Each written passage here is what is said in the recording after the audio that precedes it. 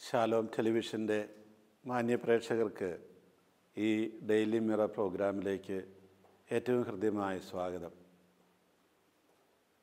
നമ്മളുടെ ഇന്നത്തെ പരിചിന്തനം എബ്രായർ ലേഖനത്തിൻ്റെ 3-ാം അധ്യായം 6-ാമത്തെ വാക്യത്തെ അടിസ്ഥാനപ്പെടുത്തിയാണ്. ഈ വാക്യത്തിൽ പറയുന്നത് നമ്മൾക്ക് തന്നെ നമ്മുടെ വിശ്വാസത്തെക്കുറിച്ചും വിശ്വാസ ജീവിതത്തെക്കുറിച്ചും സഭയെക്കുറിച്ചും സമൂഹത്തെക്കുറിച്ചുമൊക്കെ ഉണ്ടായിരിക്കേണ്ടതായിട്ടുള്ള ഒരു ആത്മ അഭിമാനത്തെക്കുറിച്ചാണ്. നമുക്കറിയാം, നമ്മൾ ഏതെങ്കിലും ഒരു കാര്യത്തെപ്പറ്റി ആത്മാഭിമാനമുള്ളവരാണെങ്കിൽ എപ്പോഴും അതിൽ ഉറച്ചു നിൽക്കാനായിട്ട് പരിശ്രമിക്കും. നേരെ മറിച്ച് നമുക്കതില്ലാതെ വരുമ്പോൾ തീർച്ചയായിട്ടും നമ്മൾ അതിനെതിരെ പ്രവർത്തിക്കും, അതിനെ വളരെ വിമർശനാത്മകമായിട്ട് സമീപിക്കുകയും ചെയ്യും. ഈ 6-ാം വാക്യം ഇതാണ്, 3-ാം അധ്യായം. ക്രിസ്തുവാകട്ടെ അവിടുത്തെ ഭവനത്തിൽ പുത്രനെ പോലെയാണ്.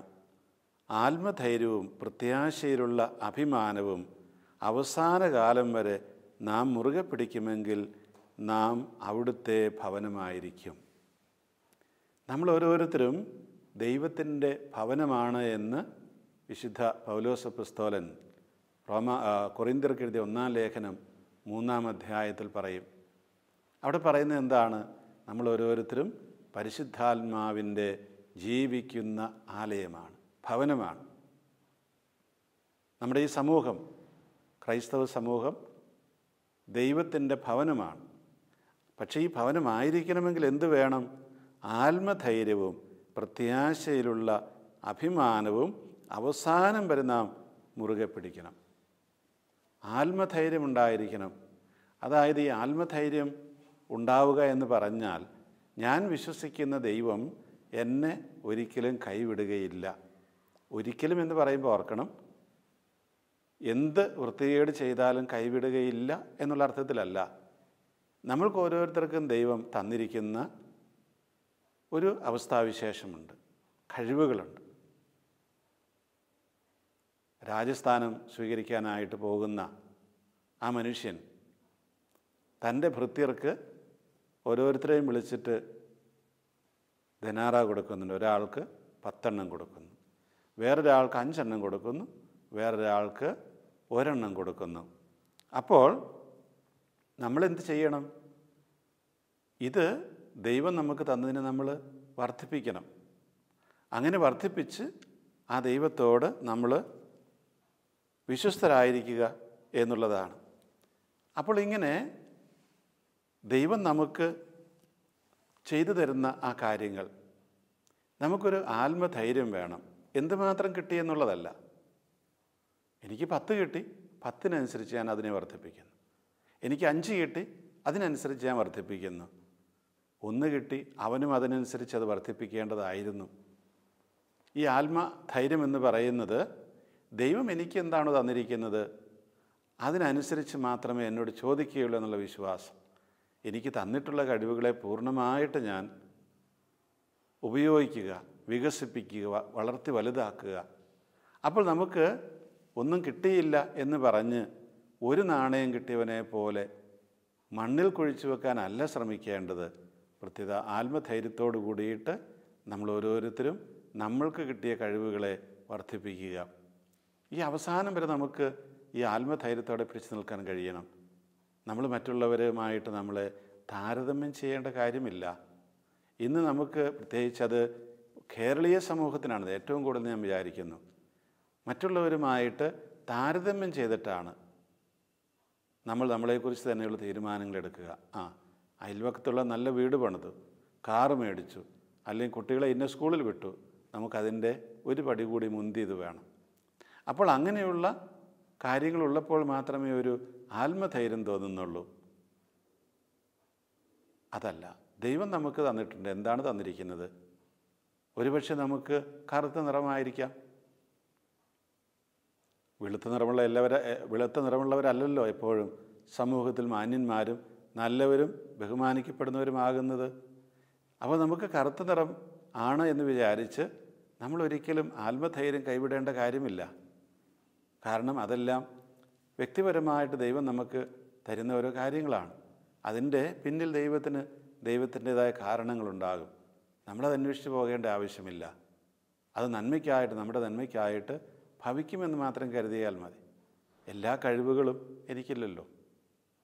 നമുക്കറിയാം, മലയാളത്തിലൊരു ചൊല്ലുണ്ട്, കുതിരയ്ക്ക് കൊമ്പ് കൊടുത്തില്ല ദൈവം. കുതിരയ്ക്ക് കൊമ്പ് കൂടി കൊടുത്തിരുന്നെങ്കിലോ എന്നാണ് ആ ചൊല്ലിനർത്ഥം. കൊമ്പില്ലാത്തത് കൊണ്ട് കുതിര കുത്തുകയല്ല, വഴിപോക്കരെയൊക്കെ കടിക്കുകയാണ് ചെയ്യുന്നത്. അപ്പോൾ കടിക്കാനും കുത്താനുമുള്ള ഉപകരണങ്ങൾ കുതിരയ്ക്ക് കൊടുത്തിരുന്നെങ്കിൽ എന്താകുമായിരുന്ന സ്ഥിതി എന്നാണ് ഈ പറയുന്നത്. അപ്പോൾ നമുക്ക് ആവശ്യത്തിനുള്ള ദൈവം തന്നിട്ടുണ്ട്. അതിനെ നമ്മളൊന്ന് ആത്മവിശ്വാസത്തോടു കൂടിയിട്ട് വളർത്തിയെടുത്താൽ മതി. അതുപോലെ തന്നെ വീണ്ടും പറയുന്നതാണ്, പ്രത്യാശയിലുള്ള അഭിമാനമുണ്ടാവണം. പ്രത്യാശ എന്തിലാണ്? ദൈവം നമ്മളെ ഓരോരുത്തരെയും വിളിച്ചു. നമ്മൾ ഈ ക്രൈസ്തവ വിശ്വാസം സ്വീകരിച്ചു. ഇതിന് അതിൻ്റേതായ ചില ഡിമാൻഡുകളുണ്ട് ജീവിതത്തിൽ. അതിൻ്റേതായിട്ടുള്ള ചില നിയമങ്ങളുണ്ട്. അതിൻ്റേതായിട്ടുള്ള ചില ജീവിതക്രമങ്ങളുണ്ട്. ഇതെല്ലാം നമ്മൾ വിശ്വസിക്കുകയും ജീവിക്കുകയും ചെയ്യുക. പ്രത്യാശ എന്ന് പറയുന്നത് ഇങ്ങനെയൊക്കെ ജീവിച്ചു കഴിയുമ്പോൾ ദൈവം നമുക്ക് വാഗ്ദാനം ചെയ്തിരിക്കുന്ന ആ സ്വർഗീയമായ അനുഭവം തരുമെന്നുള്ളതാണ്. അത് സമ്പത്തിനെ, ഈ ഭൂമിയിലെ സമ്പത്തിനെ, സ്ഥാനമാനങ്ങളെ ഒന്നും ആശ്രയിച്ചല്ല നിൽക്കുന്നത് എന്ന് നമ്മൾ ഓർക്കുക. അത് ദൈവത്തിൻ്റെ ആ മനസ്സിനെ ആശ്രയിച്ചാണ് നിൽക്കുന്നത്. അപ്പോൾ നമുക്ക് ഈ ഒരു ആത്മധൈര്യവും അഭിമാനവും വേണം. എൻ്റെ വിശ്വാസത്തിൽ എനിക്ക് അഭിമാനിക്കാൻ കഴിയണം. എൻ്റെ കഴിവിൽ എനിക്ക് അഭിമാനിക്കാൻ കഴിയണം. എൻ്റെ നിറത്തിൽ എനിക്ക് അഭിമാനിക്കാൻ കഴിയണം. അങ്ങനെ വരുമ്പോഴാണ് നമുക്ക് അവിടുത്തെ ഭവനമായി തീരാൻ കഴിയുക. ഞാൻ ദൈവത്തിൻ്റെ ആലയമാകുന്നത് അപ്പോൾ മാത്രമാണ്. ഇത് നമുക്ക് പലപ്പോഴും പറ്റിയിരിക്കുന്നത് എന്താണ്? പ്രത്യേകിച്ച് അത് കത്തോലിക്കർക്കാണ് ഏറ്റവും കൂടുതൽ പറ്റിയിരിക്കുന്നത്. നമ്മൾ ഓർത്ത് നോക്കുക, നമ്മൾ കത്തോലിക്കരാണ്, ക്രിസ്ത്യാനികളാണ്, ക്രിസ്തുവിൻ്റെ അനുയായികളാണ് എന്ന് പറയുവാനായിട്ട് നമ്മൾ നാണിക്കുന്നില്ലേ പലപ്പോഴും? അതെന്തുകൊണ്ടാണ്? നമുക്കൊരാത്മാഭിമാനം തരുന്നില്ല.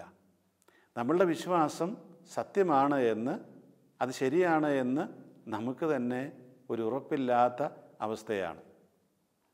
നിങ്ങൾ ശ്രദ്ധിച്ചിട്ടുണ്ടാകും, ചില മറ്റു മതസ്ഥർ അവരെത്രയോ സ്വതന്ത്രമായിട്ട് താല്പര്യത്തോടു കൂടി അവരുടെ വിശ്വാസ ജീവിതം ഏതൊരു സമൂഹത്തിലും പ്രകടിപ്പിക്കുന്നു. അത് ചിലപ്പോൾ അവരുടെ വസ്ത്രധാരണ രീതിയിലൂടെയാകാം, ചിലപ്പോഴവർ ഏതൊരു പൊതുസ്ഥലത്തും അവരുടേതായ രീതിയിൽ പ്രാർത്ഥിക്കുന്നതിലൂടെയാകാം, അല്ലെങ്കിൽ അവരുടെ പ്രസംഗത്തിലൊക്കെ അവർ അങ്ങനെയുള്ള കാര്യങ്ങളെ ഉൾച്ചേർക്കുന്നതിലാകാം. ഇവിടെയൊക്കെ നമ്മൾ ചോദിക്കണം, നമുക്ക് യഥാർത്ഥത്തിൽ അഭിമാനമുണ്ടോ നമ്മളുടെ ജീവിതത്തിൽ ഈ കാര്യങ്ങളെ ഉൾച്ചേർക്കുവാനായിട്ട്? ഞാനൊരു പ്രസംഗം തുടങ്ങുമ്പോൾ എനിക്ക് വേണമെങ്കിൽ പിതാവിൻ്റെയും പുത്രൻ്റെയും പരിശുദ്ധാത്മാവിൻ്റെയും നാമത്തിൽ തുടങ്ങാൻ പാടില്ലേ? എന്തുകൊണ്ട് ഞാനത് തുടങ്ങുന്നില്ല? എന്നെ കേൾക്കുന്നവരിൽ മറ്റു മതസ്ഥരുണ്ടാകും എന്ന് വിചാരിച്ച് ഞാൻ തുടങ്ങാതിരിക്കേണ്ട ആവശ്യമില്ലല്ലോ. അവിടെ ഇരിക്കുന്നവർക്ക് എല്ലാവർക്കും അറിയാമല്ലോ ഞാൻ ഈ മതക്കാരനാണ്, ഈ വിശ്വാസ ജീവിതം നയിക്കുന്ന വ്യക്തിയാണെന്ന് അറിഞ്ഞുകൂടെ? പിന്നെ എന്തുകൊണ്ട് ഞാൻ നാണിക്കണം അതിന്? അവർക്ക് അതൊരു ഒഫൻസ് ആവേണ്ട കാര്യമില്ലല്ലോ. ഞാൻ എൻ്റെ രീതിയിൽ തുടങ്ങുന്നതല്ലേ ഉള്ളൂ. അപ്പോൾ എനിക്ക് എൻ്റെ വിശ്വാസ ജീവിതം, വിശ്വാസം പരസ്യമായിട്ട് പ്രകടിപ്പിക്കാനുള്ള നാണക്കേട് വരുമ്പോൾ തീർച്ചയായിട്ടും എനിക്ക് പ്രത്യാശയിൽ അഭിമാനമുണ്ട് എന്ന് പറയാൻ കഴിയില്ല. അങ്ങനെ അഭിമാനം ഇല്ലാതെ വരുമ്പോൾ ദൈവത്തിൻ്റെ സാന്നിധ്യം നമ്മളിൽ നഷ്ടപ്പെടുമെന്നാണ് ഈ വചനം പറയുന്നത്. നമുക്ക് അഭിമാനം ഉണ്ടാകുമ്പോൾ മാത്രമേ ദൈവത്തിൻ്റെ ഭവനമായിട്ട് നമ്മൾ രൂപാന്തരപ്പെടുന്നുള്ളൂ. അതിപ്പോൾ ഏതൊരു അവസ്ഥയിലുള്ള വ്യക്തിയായാലും, ഒരു വൈദികൻ, ഒരു സന്യസ്തൻ അല്ലെ സന്യസ്ത, അവരുടെ വസ്ത്രം, ആ സന്യാസ വസ്ത്രമില്ലാതെ, വൈദിക വസ്ത്രമില്ലാതെ നടക്കുന്നത് അവരുടെ ഐഡൻറ്റിറ്റി, സ്വത്വം മറച്ചു വയ്ക്കാനാണെങ്കിൽ, മറ്റുള്ളവരറിയാതിരിക്കാനാണെങ്കിൽ അവർക്ക് അവരുടെ വിശ്വാസ ജീവിതത്തിൽ, അവർ തിരഞ്ഞെടുത്ത ജീവിതത്തിൽ അഭിമാനമില്ല എന്നുള്ളതാണ്. അങ്ങനെയുള്ളവർക്ക് ഒരിക്കലും ആ ജീവിതത്തോട് വിശ്വസ്ത പുലർത്താനും കഴിയില്ല. അവർ കേവലം ബാഹ്യമായ ചില കാര്യങ്ങളൊക്കെ ചെയ്ത് അങ്ങ് മുന്നോട്ട് പോവുകയേ ഉള്ളൂ. അത് യഥാർത്ഥത്തിലുള്ള വിശ്വാസ ജീവിതമല്ല. അപ്പോൾ ഈ ആത്മധൈര്യവും ആത്മാഭിമാനവും ഒക്കെ നമുക്ക് ഉണ്ടാവണം. ഇത് നമ്മുടെ അടുത്ത് നോക്കി ഒരു സമുദായം എന്ന നിലയിൽ നമുക്ക് എത്രമാത്രം അഭിമാനമുണ്ട്, നമ്മുടെ സമുദായത്തെക്കുറിച്ച് എത്രമാത്രം അഭിമാനമുണ്ട്. നമ്മൾ പലപ്പോഴും നമ്മുടെ കത്തോലിക്ക കുടുംബങ്ങളിൽ വാങ്ങിക്കണമെന്ന് പറയുന്ന ഒരു പത്രമുണ്ട്, ദീപിക പത്രം. ഈ ദീപിക പത്രം എന്ന് പറയുന്നത് നമ്മുടെ സമുദായത്തിൻ്റെ പത്രമാണ്. നമ്മളത് അതിനകത്ത് വരുന്ന വാർത്തയുടെ വലിപ്പം നോക്കിയിട്ടോ, കടലാസിൻ്റെ ഭംഗി നോക്കിയിട്ടോ, ഗുണമേന്മ നോക്കിയിട്ടോ, അതിൽ കളർ എല്ലാണോ പ്രിൻ്റ് ചെയ്തിരിക്കുന്നത് നോക്കിയിട്ട് അതൊന്നും നോക്കിയിട്ടല്ല നമ്മളത് വാങ്ങിക്കേണ്ടത്. അത് നമ്മുടെയൊക്കെ ഒരു വികാരമായിട്ട് മാറണം. അതായത് എൻ്റെ സമുദായത്തെക്കുറിച്ച് അറിയാനും ഈ ലോകത്തിലെ നടക്കുന്ന സംഭവങ്ങളെ എൻ്റെ സമുദായം എങ്ങനെ നോക്കിക്കാണുന്നു അതേക്കുറിച്ച് അറിയാനുമൊക്കെയുള്ള ഒരാഗ്രഹം എനിക്കുണ്ടാകുമ്പോൾ മാത്രമേ ഞാൻ ആ പത്രം വാങ്ങിക്കുകയുള്ളൂ. കേവലം ഒരു വാർത്തയുടെ പ്രാധാന്യം, വാർത്തയുടെ മേന്മ ഒന്നും കണ്ടുകൊണ്ടല്ല ഞാനത് വാങ്ങിക്കുന്നത്. അതിനർത്ഥം അത് മാത്രമേ വായിക്കാവുള്ളൂന്നുമല്ല, നമ്മൾ മറ്റെല്ലാം വായിക്കണം. പക്ഷേ ഇത് എൻ്റെ ഒരു ആത്മാഭിമാനത്തിൻ്റെ പ്രശ്നമാകണം. എനിക്ക് ചിലപ്പോൾ നഷ്ടം വരും, എനിക്ക് സാമ്പത്തികമായ നഷ്ടം വരും. പക്ഷേ എൻ്റെ ആത്മാഭിമാനത്തിൻ്റെ പ്രശ്നമാണെങ്കിൽ ഞാനതൊരിക്കലും ഉപേക്ഷിക്കില്ല, എന്ത് നഷ്ടം വന്നാലും. അതുപോലെ തന്നെ അതിൻ്റേതായ ചില ഗുണങ്ങളുണ്ട് അതിന്. നമുക്ക് ഒരു പക്ഷേ ചില സന്ദർഭങ്ങളിലെങ്കിലും അതൊരു രക്ഷകനായിട്ട് രൂപാന്തരപ്പെടാം, നമ്മളറിയില്ല. നേരെ മറിച്ച് നമ്മൾ നിരന്തരമായിട്ട് അതിനെ വിമർശിക്കുകയാണെങ്കിൽ അത് നമ്മൾ സ്വയം ആത്മഹത്യാപരമായിട്ടുള്ള ഒരു പ്രവൃത്തിയിലേക്ക് നീങ്ങുന്നതിന് തുല്യമായിരിക്കും. അതുകൊണ്ട് ഇങ്ങനെയുള്ള കാര്യങ്ങളെക്കുറിച്ച് നമുക്ക് നമ്മുടെ സമുദായത്തെക്കുറിച്ച് ഒരഭിമാനമുണ്ടാകണം. ഉദാഹരണത്തിന് നമ്മുടെ സമുദായത്തിൽ ധാരാളം നേതാക്കന്മാരുണ്ട്. ഈ സമുദായ നേതാക്കന്മാർ അവർ ഒരു പൊതുവേദിയിൽ വരുമ്പോൾ തങ്ങളുടെ സമുദായത്തെക്കുറിച്ച് അഭിമാനം കൊള്ളാൻ കഴിയണം. ഒരു രാഷ്ട്രീയത്തിലുള്ളൊരു വ്യക്തി, ആ വ്യക്തി തൻ്റെ പാർട്ടിയിലാണെങ്കിലും തൻ്റെ സമുദായത്തെക്കുറിച്ച് അഭിമാനം കൊള്ളാൻ കഴിയണം. എന്തിനു വേണ്ടിയിട്ടാണ് ഒരു പ്രത്യേക നമ്മുടെ സമുദായത്തിൽ നിന്ന് ഒരാളെ നമ്മളൊരു തെരഞ്ഞെടുപ്പിൽ വിജയിപ്പിച്ച് വിടുന്നത്? അത് നമ്മളുടെ കൂടി പ്രത്യേക കാര്യങ്ങൾ നോക്കാനാണ്. നമ്മുടെ സമുദായത്തെക്കുറിച്ച് അഭിമാനം ബോധത്തോടു കൂടി മറ്റുള്ളവരോട് മുമ്പിൽ പറയാനാണിത്. അത് പറയുന്നില്ലെങ്കിൽ തീർച്ചയായിട്ടും ദൈവത്തിൻ്റെ ഭവനമായിട്ട് നമ്മൾ രൂപാന്തരപ്പെടുകയില്ല. പക്ഷേ സംഭവിക്കുന്ന എന്താണ്? നേരെ മറിച്ചാണ്. ഇങ്ങനെയുള്ള സ്ഥലങ്ങളിലേക്ക് എത്തിച്ചേർന്നാൽ പിന്നെ ഇതേക്കുറിച്ച് പറയാനായിട്ട് നാണിക്കുന്ന, ലജ്ജിക്കുന്ന ധാരാളം പേരുണ്ട്. പിന്നെ നമ്മൾ അങ്ങനെയുള്ള കാര്യങ്ങളെക്കുറിച്ച് മിണ്ടാതിരിക്കുന്നൊരവസ്ഥാവിശേഷം, ഏത് തരത്തിലുള്ള പ്രതികൂല സാഹചര്യങ്ങളും നമുക്കെതിരെ വരുമ്പോഴും അതിനെയൊക്കെ നിശബ്ദമായിട്ട് കടത്തിവിടുന്നൊരു മനസ്സ്, അതൊരിക്കലും നമുക്ക് ചേരുന്നതല്ല. അതുകൊണ്ട് നമ്മൾ ഏതൊരു തലത്തിലായാലും മറ്റുള്ളവരെ അവരോട് തിരിച്ചു വ്യത്യാസം കാണിക്കണമെന്ന അർത്ഥത്തിലല്ല, അതിലുപരിയായിട്ട് നമ്മളുടെ സമുദായത്തെക്കുറിച്ച്, നമ്മുടെ മതത്തെക്കുറിച്ച്, വിശ്വാസത്തെക്കുറിച്ചൊക്കെ നമുക്ക് അഭിമാനം കൊള്ളാനായിട്ട് കഴിയുക. അല്ലെങ്കിൽ പിന്നെ നമ്മളിതിനകത്ത് നിന്നിട്ട് പ്രയോജനമില്ലല്ലോ.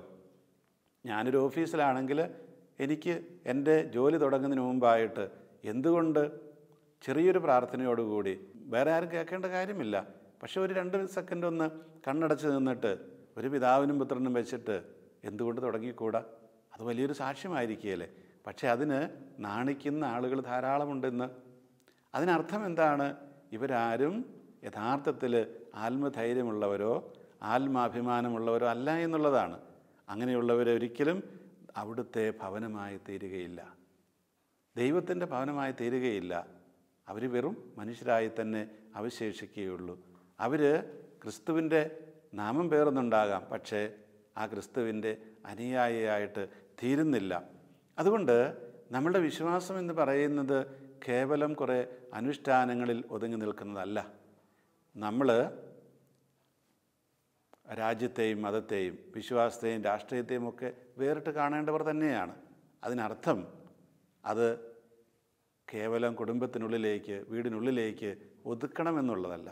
നമ്മളുടെ ജീവിതത്തെ ഏതൊരു തലത്തിലായാലും അത് നയിക്കണമെന്നുള്ളതാണ്. ഈ ഒരു വസ്തുത നമ്മൾ എപ്പോഴും മനസ്സിൽ പേറേണ്ട കാര്യമാണ്. നമ്മളിപ്പോൾ ഒരു റെസ്റ്റോറൻറ്റിൽ പോയി ഭക്ഷണം കഴിക്കുന്നു.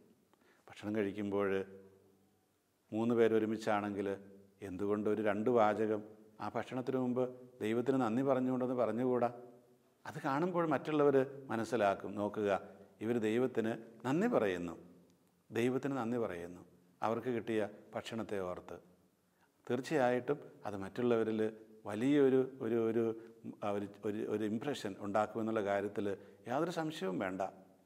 അവരുടെ മനസ്സിലത് പതിയും. ഈ മനുഷ്യർ അവരുടെ വിശ്വാസത്തെക്കുറിച്ച് അഭിമാനമുള്ളവരും അതിലവർ 100% വിശ്വസിക്കുന്നവരും ഉറച്ചു നിൽക്കുന്നവരുമാണ് എന്ന്. അപ്പോൾ നമ്മൾക്ക് ഈ നമ്മുടെ ഇവിടുത്തെ ഒരു വിവിധ സമൂഹങ്ങൾ നിലനിൽക്കുന്ന ഈ അവസ്ഥയിൽ നമുക്ക് നമ്മളെക്കുറിച്ച് തന്നെ അഭിമാനബോധം ഉണ്ടാവേണ്ടത് ആവശ്യമാണ്. നമ്മൾ എത്രയോ സ്ഥാപനങ്ങൾ നടത്തുന്നു. നമ്മുടെ ആശുപത്രികളുണ്ട്, നമ്മുടെ സ്കൂളുകളുണ്ട്, ഇതെല്ലാം ഉണ്ട്. ഇതെന്തിനു വേണ്ടിയിട്ടാണ്? നമുക്കറിയാം, നമ്മുടെ വിദ്യാഭ്യാസ സ്ഥാപനങ്ങൾ, സ്കൂളുകൾ, കോളേജുകൾ നമ്മുടെ ഭരണഘടന അനുസരിച്ച് അത് തന്നിരിക്കുന്നത് നമ്മുടെ സാംസ്കാരിക പൈതൃകം നിലനിർത്താൻ വേണ്ടിയിട്ടാണ്. നമ്മുടെ സാംസ്കാരിക പൈതൃകം എന്താണ്? അതിന് വിശ്വാസത്തിൽ നിന്ന് വ്യത്യസ്തമായൊരു പൈതൃകമല്ലത്. നമ്മുടെ ആചാരാനുഷ്ഠാനങ്ങളും നമ്മുടെ വിശ്വാസ രീതികളും എല്ലാം നിലനിർത്താൻ വേണ്ടിയിട്ടാണ് അത് തന്നിരിക്കുന്നത്. അതാണ് നമ്മുടെ സംസ്കാരം എന്ന് പറയുന്നത്. അതുകൊണ്ട് നമ്മളവിടെ ആ രീതിയിലാണ് അതിനെ കാണേണ്ടത്. ഒരുപാട് മതത്തിലുള്ള കുട്ടികളൊക്കെ അവിടെ പഠിക്കുന്നുണ്ടാകാം.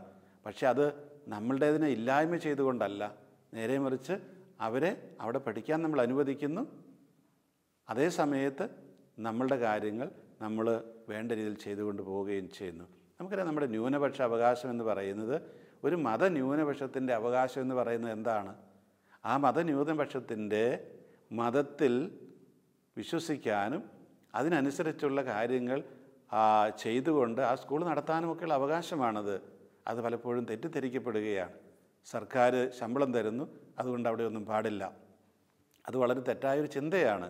നേരെ മറിച്ച് നമ്മളവിടെ വളർത്തേണ്ടത് ഒരു ക്രൈസ്തവ സംസ്കാരമാണ്.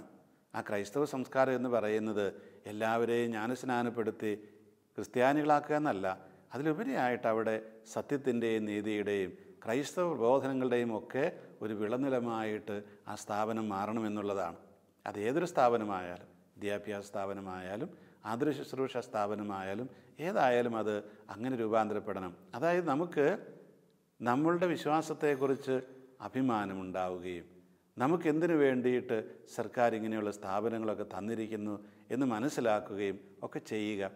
അവിടെ കേവലം ഒരു ജോലി കിട്ടാൻ വേണ്ടിയിട്ടല്ല, നമ്മുടെ പിള്ളേരെ നല്ല വിദ്യാഭ്യാസം, അതായത് നന്നായിട്ട് എഴുത്തും വായനയും പഠിപ്പിക്കാൻ വേണ്ടിയിട്ടല്ല, അതോടുകൂടി തന്നെ നമ്മുടെ മക്കൾക്ക് നമ്മൾ ഇതുപോലെയുള്ള നമ്മുടേതായ സാംസ്കാരിക പൈതൃകം പകർന്നു കൊടുക്കാൻ വേണ്ടിയിട്ട് കൂടിയാണ്. ഈ ഒരു വസ്തുത നമ്മൾ നിരന്തരമായിട്ട് ഓർത്തിരിക്കേണ്ട ആവശ്യമാണ്. അതുപോലെ തന്നെയാണ് നമ്മുടെ കുട്ടികൾ പലപ്പോഴും ഇപ്പോൾ ഞായറാഴ്ചകളിലൊക്കെ പലതരത്തിലുള്ള എൻട്രൻസ് കോച്ചിങ്ങുകൾക്ക് പോകാറുണ്ട്. നമ്മൾ ഓർക്കണം, നമുക്ക് നമ്മുടെ വിശ്വാസത്തിൽ, നമ്മുടെ സമുദായത്തിലൊക്കെ അഭിമാനമുണ്ടെങ്കിൽ നമ്മുടെ കുർബാനയും നമ്മുടെ വേദപാഠമൊന്നും ഉപേക്ഷിച്ചിട്ട് നമ്മൾ പോവില്ല. നേരെ മറിച്ച് അങ്ങനെയൊക്കെ നമ്മുടെ മക്കളെ പറഞ്ഞു വിടുന്നുണ്ടെങ്കിൽ തീർച്ചയായിട്ടും നമുക്ക് അതിൽ അഭിമാനമില്ല എന്നുള്ളതാണ് ഇതിൻ്റെ കാര്യം. അല്ലെങ്കിൽ വേദപാഠത്തിന് കുട്ടികൾ ഒരു 5 മിനിറ്റ് അധ്യാപകൻ താമസിച്ച് വിട്ടാൽ വന്ന് ദേഷ്യപ്പെടുന്ന മാതാപിതാക്കളുണ്ട്. ആരോടും പറയാതെ, അധ്യാപകനോട് പോലും ചോദിക്കാതെ കുട്ടികളെ ക്ലാസ്സിൽ നിന്ന് ഇറക്കിക്കൊണ്ടു പോകുന്ന മാതാപിതാക്കളെ എനിക്കറിയാം. വാസ്തവത്തിൽ നമ്മുടെ വിശ്വാസത്തെക്കുറിച്ച്, നമ്മുടെ നമ്മുടെ സമുദായത്തെക്കുറിച്ച് ഒന്നും നമുക്കൊരു ആത്മാഭിമാനമില്ല. അതുകൊണ്ടാണ് ആരുടെയോ നിർബന്ധത്തിന് വഴങ്ങി നമ്മൾ ചെയ്യുന്നത് പോലെയാണ് ഇതെല്ലാം ചെയ്യുന്നത്. അപ്പോൾ അങ്ങനെയൊന്നും നമ്മൾ ഒരിക്കലും അവിടുത്തെ ഭവനമായി തീരുകയില്ല. വീണ്ടും ഞാനത് ആവർത്തിക്കുകയാണ്. ക്രിസ്തുവാകട്ടെ അവിടുത്തെ ഭവനത്തിൽ പുത്രനെ പോലെയാണ്. ആത്മധൈര്യവും പ്രത്യാശയിലുള്ള അഭിമാനവും അവസാനം വരെ നാം മുറുകെ പിടിക്കുമെങ്കിൽ നാം അവിടുത്തെ ഭവനമായിരിക്കും.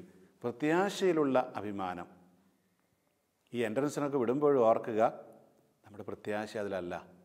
പ്രത്യാശ എന്ന് പറയുന്നത് ക്രിസ്തീയ വിശ്വാസത്തിലാണ്. ആ വിശ്വാസത്തിലുള്ള അഭിമാനം നമുക്കുണ്ടെങ്കിൽ ഇതിന് നമ്മൾ 2ാം സ്ഥാനമേ കൊടുക്കുകയുള്ളൂ. ഒരു പക്ഷേ നമ്മൾ ഓർക്കുക, ദൈവത്തിന് പ്രഥമ സ്ഥാനം കൊടുത്തു കഴിയുമ്പോൾ ഇങ്ങനെയുള്ള കാര്യങ്ങൾ നമ്മൾ പ്രത്യേകിച്ച് വലിയ ശ്രമവും നടത്താതെ തന്നെ പ്രഥമ സ്ഥാനത്ത് എത്തിയെന്ന് വരാം. അപ്പോൾ ഇത് ദൈവത്തിൻ്റെ സഹായം കിട്ടുന്നതിനുള്ള ഒരു അവസരം കൂടിയാണ്, ഒരു മാർഗം കൂടിയാണ് എന്ന് നമ്മൾ മനസ്സിലാക്കുക. അപ്പോൾ ഈ വേദപാഠവും വിശുദ്ധ കുർബാനയും കഴിഞ്ഞിട്ട് എൻട്രൻസിന് പോകുന്നൊരു കുട്ടിക്ക് തീർച്ചയായിട്ടും ഉന്നത വിജയം കരസ്ഥമാക്കാൻ കഴിയും എന്നുള്ള ഒരാത്മധൈര്യം, എന്നുള്ള ഒരു പ്രത്യാശ നമുക്ക് ഉണ്ടാവുക എന്നത് വളരെ പ്രധാനപ്പെട്ടതാണ്. അതിൽ നമ്മൾ അഭിമാനിക്കുക. നമ്മളോട് ആരെങ്കിലും ചോദിക്കുകയാണ്, അതെന്താ നിൻ്റെ കുട്ടി എൻട്രൻസിനൊന്നും പോകുന്നില്ലേ, അന്ന് അവൻ പള്ളിയിൽ പോവുകയാണല്ലോ ചെയ്യുന്നത്. അപ്പോൾ നമുക്ക് അഭിമാനിക്കാൻ കഴിയണം, സുഹൃത്തെ, എൻ്റെ കുഞ്ഞ് ഈ എൻട്രൻസിന് പോയില്ലെങ്കിലും അവന് ഉദ്ദേശിക്കുന്ന സ്ഥലത്ത് അഡ്മിഷൻ കിട്ടും, ദൈവം അതിന് സഹായിക്കും, ഞങ്ങളുടെ വിശ്വാസത്തിൽ ഞങ്ങൾക്ക് അഭിമാനമുണ്ട്. ഞങ്ങൾ വിശ്വസിക്കുന്ന ദൈവം ഏതെങ്കിലും ഒരു ദൈവമല്ല, എല്ലാം ചെയ്തു തരാൻ കഴിവുള്ള ദൈവമാണ് എന്നുള്ള വിശ്വാസം നമുക്ക് ഉണ്ടാകുമ്പോൾ നമ്മൾ ദൈവത്തിൻ്റെ ഭവനമായിട്ട് രൂപാന്തരപ്പെടും. അങ്ങനെ ദൈവത്തിൻ്റെ ഇരിപ്പിടം, ദൈവത്തിൻ്റെ ഭവനം ആകുമ്പോഴേ നമുക്ക് ആ ജീവിക്കുന്ന ദൈവാലയങ്ങളായിട്ട് രൂപാന്തരപ്പെടാൻ കഴിയുകയുള്ളൂ. നമ്മളിൽ ദൈവമില്ലെങ്കിൽ, നമ്മൾ ദൈവാലയമായി രൂപാന്തരപ്പെടുന്നില്ലെങ്കിൽ, ബാഹ്യമായിട്ടുള്ളൊരു ദേവാലയത്തിൽ ഏതാനും ചില നേർച്ച കാഴ്ചകൾ അർപ്പിച്ചതുകൊണ്ട് നമ്മൾ എവിടെയെങ്കിലും എത്തുമെന്ന് പ്രതീക്ഷിക്കേണ്ട കാര്യമുണ്ടോ? ഇല്ല എന്നാണ് എൻ്റെ ചിന്ത. അപ്പോൾ ഇന്ന് നമ്മളുടെ സമൂഹത്തിൽ, നമ്മുടെ സമുദായത്തിൽ, സഭയിലൊക്കെ കാണുന്ന അധപ്പതനത്തിന്, മൂല്യച്യുതിക്കൊക്കെ കാരണമാകുന്നത് ഇത്തരത്തിലുള്ള ചിന്തകൾ, ആത്മധൈര്യവും പ്രത്യാശയുള്ള ആത്മാഭിമാനവും ഒന്നുമില്ലാതെ പോകുന്നത് കൊണ്ടാണ്. അപ്പോൾ അതിലേക്കാണ് ഇന്ന് ദൈവം നമ്മളെ വിളിക്കുന്നത്. നമ്മൾ എത്രമാത്രം ആ ദൈവത്തിൻ്റെ വിളിക്ക് പ്രത്യുത്തരം നൽകുന്നുവോ അതിനനുസരിച്ച് മാത്രമേ നമ്മുടെ ജീവിതത്തിൽ മാറ്റങ്ങളുണ്ടാവുകയുള്ളൂ, നമ്മുടെ ജീവിതത്തിൽ അഭിവൃദ്ധി ഉണ്ടാവുകയുള്ളൂ. നമ്മുടെ മക്കൾക്ക് നമുക്ക് ഒരുപാട് എഴുത്തും വായനയൊക്കെ പഠിപ്പിച്ചു കൊടുക്കാൻ പറ്റും, ആവശ്യപ്പെടുന്നതെല്ലാം വാങ്ങിച്ചു കൊടുക്കാൻ പറ്റും. പക്ഷേ ഈ വിശ്വാസത്തിൽ പ്രത്യാശയിലുള്ള അഭിമാനം കൊടുക്കാൻ കഴിയില്ല. അത് നമ്മുടെ ജീവിതത്തിൽ നിന്ന് തന്നെ അവർക്ക് കിട്ടേണ്ട കാര്യങ്ങളാണ്. നമ്മളുടെ ഓരോരുത്തരുടെയും പ്രവർത്തനങ്ങൾ, പ്രതികരണങ്ങൾ, അതൊക്കെയാണ് അവർ എപ്പോഴും വീക്ഷിക്കുന്നതും, അതാണ് അവർ അനുകരിക്കാനായിട്ട് പരിശ്രമിക്കുന്നതും. ഒരുപക്ഷെ നമ്മൾ പറഞ്ഞു കൊടുക്കുന്നുണ്ടാകാം, അതവരുടെ മനസ്സിലേക്ക് കയറുകയില്ല. കാരണം നമ്മൾ പറഞ്ഞു കൊടുക്കുന്നത് ജീവിക്കുന്നില്ലെങ്കിൽ അർത്ഥമില്ലാത്ത കാര്യമാണ് എന്ന് അവരുള്ളിൽ പറഞ്ഞുകൊണ്ടേയിരിക്കും. അപ്പോൾ മാതൃക വളരെ പ്രധാനപ്പെട്ടതാണ് ഈ രണ്ട് കാര്യത്തിലും, ആത്മധൈര്യത്തിലും പ്രത്യാശയിലുള്ള അഭിമാനത്തിലും. അങ്ങനെ നമ്മുടെ കുട്ടികൾ ദൈവത്തിൻ്റെ ഭവനമായിട്ട്, ദൈവത്തിൻ്റെ ഇരിപ്പിടങ്ങളായിട്ടൊക്കെ രൂപാന്തരപ്പെടുമ്പോൾ അവരിൽ വലിയ മാറ്റങ്ങൾ വരും. ദൈവത്തിൻ്റെ ഭവനമായി കഴിയുമ്പോൾ പിന്നെ അവർ നമ്മൾ പറയുന്ന രീതിയിലുള്ള തിന്മയിലേക്കൊന്നും പോവുകയില്ല. മദ്യത്തിലേക്കും മയക്കുമരുന്നിലേക്കും അല്ലെങ്കിൽ അശ്ലീല ചിത്രങ്ങളിലേക്കും തെറ്റായ കൂട്ടുകെട്ടുകളിലേക്കും കള്ളക്കടത്തിലേക്കും കരിഞ്ചന്തയിലേക്കും ഒക്കെ അവർ പോകാനുള്ള കാരണം എന്താണ്? അവർക്ക് അവരുടെ വിശ്വാസത്തെക്കുറിച്ച് അഭിമാനമില്ല എന്നുള്ളതാണ്, ആത്മധൈര്യമില്ല എന്നുള്ളതാണ്. ഈ പ്രത്യാശയിലുള്ള അഭിമാനം അവർക്കില്ല. അവരുടെ സമുദായത്തെക്കുറിച്ച് അവർക്കൊരു അഭിമാനമില്ല. അതുകൊണ്ടാണ് പലപ്പോഴും പറയും, നമ്മുടെ സമൂഹത്തിൽ വൈദികർ, സന്യസ്തരൊക്കെ ഇങ്ങനെ വഴിപിഴച്ചു പോകുന്നു, ഞങ്ങൾക്കെല്ലാം അത് അഭിമാനക്കേടുണ്ടാക്കുന്നു, അപമാനമുണ്ടാക്കുന്നു. അതെല്ലാ സമൂഹത്തിലും ഉണ്ടാകും. അതൊന്നും ഇല്ലാത്ത സമൂഹം, 100% വിശുദ്ധമായൊരു സമൂഹത്തെ നമ്മൾ പ്രതീക്ഷിച്ചിട്ട് കാര്യമില്ല. അതൊക്കെ ഉണ്ടെങ്കിലും നമ്മളുടെ ദൈവം ശരിക്കുള്ള ദൈവം തന്നെയാണെന്നും ദൈവത്തിൻ്റെ വാഗ്ദാനം നിറവേറുമെന്നുമുള്ള ആ ഒരു അഭിമാനബോധത്തോടു കൂടി നമുക്ക് സംസാരിക്കാനായിട്ട് കഴിയുക. അങ്ങനെ കഴിയുന്ന അവസ്ഥയിൽ നമ്മളുടെ കുടുംബങ്ങൾ, നമ്മുടെ വ്യക്തി ജീവിതങ്ങൾ, നമ്മുടെ ഇടവകകൾ, നമ്മുടെ സഭ മൊത്തത്തിൽ ദൈവത്തിൻ്റെ ഭവനമായിട്ട്, അതായത് ദൈവത്തിൻ്റെ സാന്നിധ്യമുള്ള സ്ഥലമായിട്ട് രൂപാന്തരപ്പെടും. ആ ദൈവത്തിൻ്റെ സാന്നിധ്യമുള്ളിടത്താണ് ദൈവരാജ്യമുള്ളത്. ആ ദൈവരാജ്യമുള്ളിടത്താണ് ആ ദൈവരാജ്യത്തിലെ സ്വർഗീയമായ അനുഭവമുള്ളത്, ഉയർപ്പിൻ്റെ അനുഭവമുള്ളത് അവിടെയാണ്. ജ്ഞാനസ്നാനം സ്വീകരിച്ച ഓരോരുത്തരുടെയും ജീവിതത്തിൽ ഇങ്ങനെയുള്ള സ്വർഗീയമായിട്ടുള്ള അനുഭവം ഉണ്ടാകണമെന്നാണ് എപ്പോഴും ദൈവം ആവശ്യപ്പെടുന്നത്. പ്രിയമുള്ളവരെ, നമുക്ക് നമ്മുടെ വിശ്വാസത്തിൽ, നമ്മുടെ സമുദായത്തിൽ, നമ്മൾ പ്രത്യാശ വയ്ക്കുന്ന ആ കാര്യങ്ങളിൽ നമുക്ക് അഭിമാനമുണ്ടാവട്ടെ. അതിനനുസരിച്ച് നമ്മുടെ ജീവിതത്തെ ക്രമപ്പെടുത്താൻ ദൈവം നമ്മളെ അനുഗ്രഹിക്കട്ടെ. നമുക്ക് പ്രാർത്ഥിക്കാം. കാരുണ്യവാനായ പിതാവേ, നിനക്ക് ഞങ്ങൾ നന്ദി പറയുന്നു. നിൻ്റെ പുത്രനെ അയച്ച് ഞങ്ങൾക്ക് രക്ഷ നൽകിയതിന്, ആ പുത്രനുള്ള വിശ്വാസത്തിൽ അഭിമാനം കൊള്ളുവാനായിട്ട് നീ ഞങ്ങൾക്ക് അവസരം നൽകിയല്ലോ. അതിനായിട്ടുള്ള ഭൗതികമായ എല്ലാ സാഹചര്യങ്ങളും നീ ഒരുക്കി തന്നതിനെ ഓർത്ത് പ്രത്യേകമായിട്ടിന്ന് നിന്നെ ശ്രമിച്ച എല്ലാ മക്കളെയും നിൻ്റെ മുമ്പിൽ സമർപ്പിച്ച് പ്രാർത്ഥിക്കുന്നു. കർത്താവെ, ഞങ്ങളുടെ വിശ്വാസ ജീവിതത്തിൽ, ഞങ്ങളുടെ സമുദായ ജീവിതത്തിൽ, ഞങ്ങളുടെ സമൂഹ ജീവിതത്തിൽ പൂർണ്ണമായ അഭിമാനം കൊള്ളുവാനായിട്ട്, ഞങ്ങൾക്ക് നീ നൽകുന്ന പ്രത്യാശയിൽ ഉറച്ചു നിൽക്കുവാനായിട്ട്, അഭിമാനിക്കുവാനായിട്ട്, ആത്മധൈര്യത്തോടുകൂടി മുന്നേറുവാനുള്ള കൃപയ്ക്കായി ഞങ്ങൾ പ്രാർത്ഥിക്കുന്നു. ഞങ്ങളുടെ ഈ പ്രാർത്ഥനകളെല്ലാം നിൻ്റെ പുത്രനും ഞങ്ങളുടെ കർത്താവുമായ ഈശോ മിശിഹായ വഴി ഞങ്ങൾ സമർപ്പിക്കുന്നു. ആമേൻ.